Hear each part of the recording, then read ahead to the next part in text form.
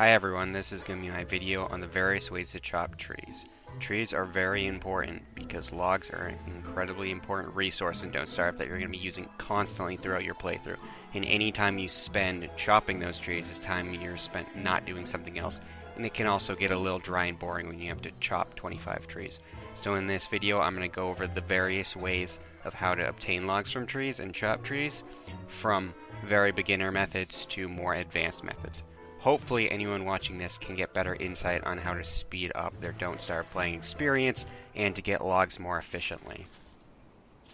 The most basic ways to chop trees in Don't Starve is to equip an axe and use the action key to chop it down. This will drop some logs and some pine cones, depending on the growth state of the tree. You can also dig up the stump with a shovel to get an additional log. As you'll notice in this video, there's several different growth states of the trees. You want to get the trees when they're big and bushy, like the first one I chopped down. These will give you the most pine cones and the most logs. The trees are going to constantly cycle through the growth states, so if a tree gets all withered, don't worry about it. You can wait for it to grow back to a big evergreen to be able to chop it down. And it doesn't matter if you're chopping down evergreens or birch trees. They'll both yield logs, and you want to chop both of them down at their highest growth state, which will be their biggest. Now, the next most efficient way to chop trees is going to be to give pigmen meat or give pigmen monster meat. And this will cause them to follow you, and while you chop down trees, they'll chop down trees as well. And they'll cause your tree chopping to be faster. All you need for this is to find some pigmen and have some meat. You can give them morsels, you can give them normal meat, and you can give them monster meat. Anything that has a meat value will work and cause them to ally you. You have to be very careful though, because if you give a pigman a meat value of 4 monster meat, at least 4 monster meat, or some durians, which will also count as monster meat, they'll turn into a werewolf and then they can attack you. If all you have is monster meat and you want to continue with the same pigs, you can feed the monster meat into a bird in a bird cage and it'll produce eggs, and eggs will also work to cause them to ally you. It's also important to note that if you're basing around pigs, during the full moon they will turn into werepigs regardless of how much monster meat they've eaten, and can be dangerous and will definitely attack you if you walk near them. Once you have a stack of pine cones from chopping down trees, you can plant your own trees, and you can do these by planting pine cones in the ground. You can do this by right-clicking with your mouse, or it will be a button if you're using the console. And this will allow you to control not only the trees, where they are and how close they are together, so you can put them close to your base or fire pit so you can chop at night, but it also will cause them to grow at relatively the same rate, and they should all be towards the end of their growth cycle at the same time, which means you can get a lot of logs and a lot of pine cones from them. And if you do this, you should get back your return of pine cones as long as you chop them when they're full and bushy, and you'll get more pine cones every time you do this, and you can plant a bigger field. It's important to note that you should build a lightning rod if you're ever going to build a bunch of trees like this, because it'll prevent them getting struck by lightning.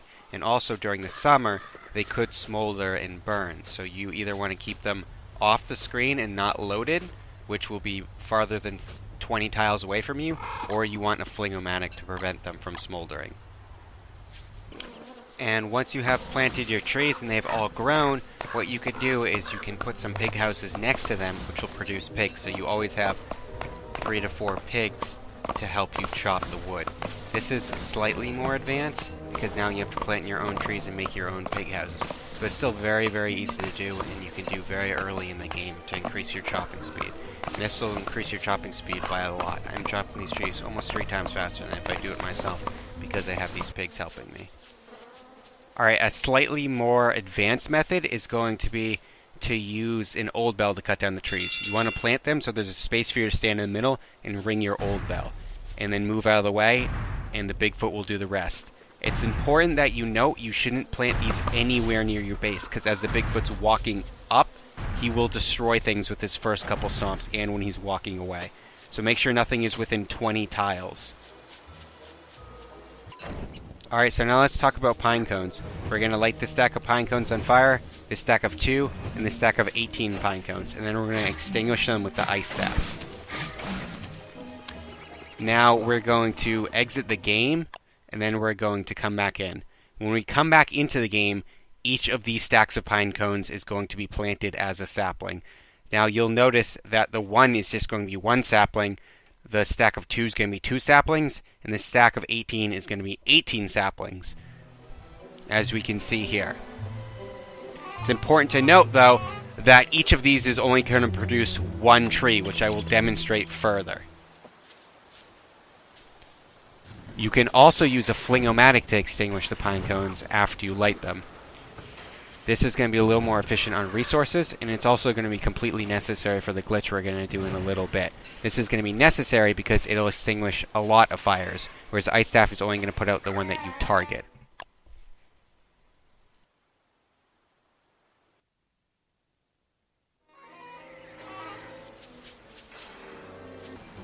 Alright, now that these have grown up, we can see that they each grow into 1 tree. Even though one was a stack of 1, this was a stack of 2, and the one over here was a stack of 18, they all only produced 1 tree, and the other pine cones are gone. And we'll only get a couple logs from each of these. This is important, and I'm going to show how to prevent you from only getting 1 tree from your stack in this next segment. For this next part, I'm going to switch to a controller. Alright, now what we can do is we can drop the pine cones one at a time like this when we're in our inventory. But if we're not in our inventory, we'll drop the whole stack. So what we're going to do is go back to our inventory and we're going to drop each individual pine cone on top of each other. It's important that we don't drop a stack, we're going to drop each individual pine cone as a stack. So they'll all be on the ground at the same time as a stack. Now what we're going to do is we're going to grab our torch and we're going to light them on fire. Now we're going to move out of the fire so we don't die, and we're going to use our luxury fan to extinguish them all at the same time. And this is also going to cool us off a little, as you'll see, so make sure you're prepared for that. And what this does is this has burned and extinguished an entire stack of pine cones, but all each individually. And you can do this with a fling-o-matic, however you would not be able to do this with an ice staff. So now, when we come back into it, you'll be able to see that each one is planted on top of each other, and we have that stack of 26 where we drop the whole 26. So that's what you don't want to do. You want to drop them all as individual stacks. And now we see that they've all grown into individual trees, and we can have these stomped by the old bell. We could also chop them down, but that would take a lot longer, and this is going to be the most efficient way. You obviously want to wait for them to completely grow. For this video, I didn't. And now we've seen all those logs from all those trees. If you do a couple stacks of 40 on top of each other, you can get a lot of logs if you wait for them all to grow. And then you can also dig all the stumps even though they're all on top of each other. And this is by far the most efficient method to harvest logs, but it does abuse a glitch. So if you're not comfortable with that, you don't have to use it. Alright, now we're going to light these 2 pine cones on fire, and then we're going to extinguish them with the fling-o-matic. And what this is going to show you is you can plant saplings very close together using this method. Whereas if you weren't using this method, you wouldn't be able to place them that close together. When we load back in, we see that they're both planted, they're both going to grow into trees. However, if we try and plant 2 pine cones together that close, we won't be able to. So what this can do is this can allow you to plant pine cones closer together than you'd be able to. And now, when they grow into trees, you have created trees that you won't be able to walk through. And this is very important, because when you burn these trees, they're going to become burnt trees. And there are mobs that won't be able to walk through burnt trees, and they also won't attack them, which means you can build indestructible walls by building burnt trees very close together. However, you can't build them close enough without using this glitch. So this glitch is going to allow you to build a cage for the Varg, or build walls around your base that nothing will be able to move through.